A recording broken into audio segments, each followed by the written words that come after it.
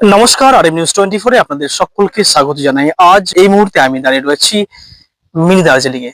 পাহাড়ি সৌন্দর্যে ভরপুর একটি এলাকা, যে এলাকার সৌন্দর্য দার্জিলিংকেও হার মানাবে, এমন একটি জায়গা যে জায়গার সৌন্দর্য আজকে নিউজ 24 এর পেজে আপনাদেরকে দেখাবো। দার্জিলিং নামটা শুনলেই মনটা কেমন ভালো হয়ে যায়, তাই না? আবার মন খারাপও হয় বটে, কারণ অফিস, বাড়ি ইত্যাদি সব জায়গার কাজ সামলে আর সবার পক্ষে দার্জিলিং যাওয়া হয়ে ওঠে না। আবার পকেটের কথা ভেবেও অনেকে পিছিয়ে আসেন। সমস্যা যাই হোক না কেন, মন যে মানতে চায় না।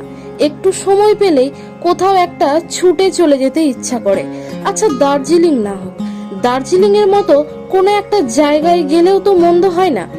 সোশ্যাল মিডিয়ার দৌলতে এখন অনেক জায়গার নাম আমরা জানতে পারছি।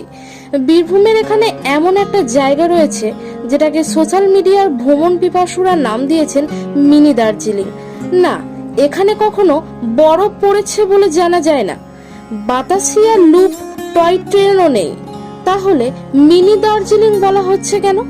তার আগে জেনে নেওয়া যাক এই জায়গার নাম কি, বীরভূম থেকে কিভাবেই বা যেতে হবে। বীরভূমের শেষ সীমানা অতিক্রম করে ভেরা পাহাড়ি, যেটি ঝাড়খণ্ড এলাকায় অবস্থিত। আপনি যদি বীরভূমের রামপুরহাট থেকে যান তাহলে দূরত্ব পড়বে প্রায় 35 কিলোমিটার। মুলুটি মা মৌলিক্ষা দেবীর মন্দির থেকে প্রায় 28 কিলোমিটার দূরে রয়েছে এই মিনি দার্জিলিং। মিনি দার্জিলিং বলার কারণ এখানকার প্রাকৃতিক সৌন্দর্য ও আবহাওয়া। যদি বীরভূম বেড়াতে আসেন তাহলে টুক করে চলে আসতেই পারেন এই মিনি দার্জিলিং ভ্রমণে। তাই পরের বার যখন বীরভূম আসবেন তখন এই মিনি দার্জিলিংকে ধরেই বরং প্ল্যান করুন। একদিনের জন্য হলেও এখান থেকে ঘুরে আসতে পারেন। অন্যান্য জায়গার থেকে এখানে আবহাওয়া কিছুটা হলেও ঠান্ডা থাকে। শীতকাল হলে তো আর কোনো কথাই নেই। নভেম্বর থেকে ফেব্রুয়ারি পর্যন্ত এখানে যাওয়ার সেরা সময় বলে মনে করা হয়।